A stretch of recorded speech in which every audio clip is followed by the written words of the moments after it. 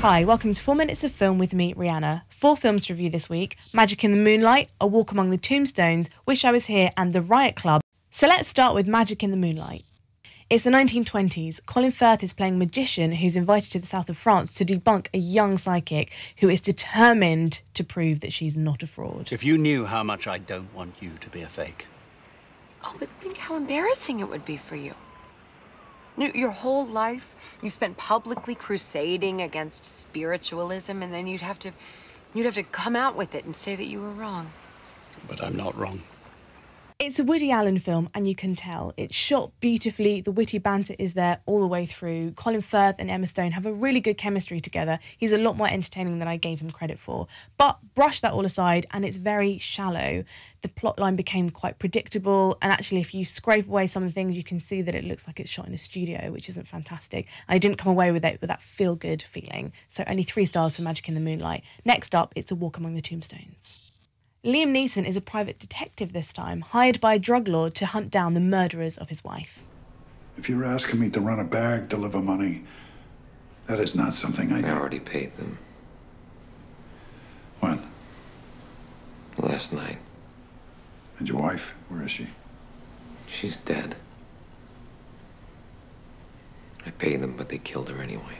I was expecting something really dreadful, so I was pleasantly surprised. The plot is a bit more complicated than what we've come to expect from Liam Neeson thrillers, although his character, the detective who's an alcoholic, he's got a very sad backstory, and I feel like we've seen that a million times. Dan Stevens is very chilling in this. He's come a long way from Downton Abbey. Liam Neeson is just doing the same old shtick. He barely bothers to tailor his performance to each role. I just don't get excited when he's on screen. But the thrills were there, and I really enjoyed those aspects. So 3 stars for A Walk Among the Tombstones. Next up, it's The Riot Club. So a group of Oxford students are involved in a club which is very tradition heavy and also very heavy in its debauchery, and it all comes to a head one night in the pub. This initiation might give you an idea of what to expect.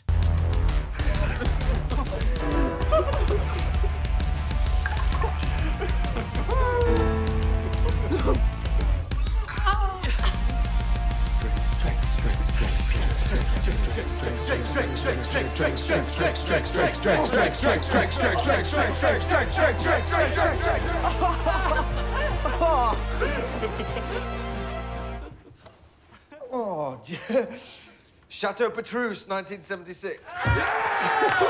So it starts off pretty much as a comedy, and then it descends into a Lord of the Flies climax where the booze and the arrogance of the boys turn them into these awful monsters.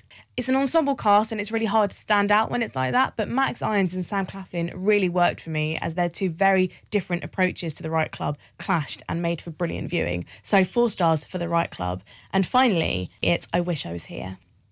The grandpa of a family learns that he's dying, and this has a knock-on effect on the rest of the family, who will start to have a bit of a crisis about where they're going with their lives. This is it.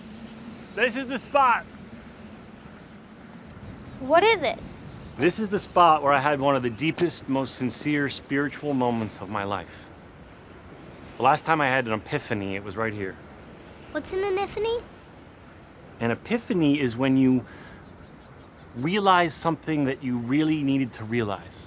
Zach Braff from Scrubs was the dad, Kate Hudson was the mum. Individually, they're both really strong actors, they can both lead films, but together, I wasn't convinced by their chemistry. Josh Gad is fantastic, he plays the snowman Olaf in Frozen. He gets all the best lines, sadly isn't in it enough. Why are you wearing Muppet pants?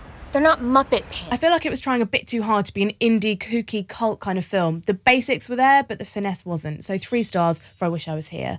Next week, I'll be reviewing The Equalizer and Maps to the Stars. Click here to subscribe and catch that then.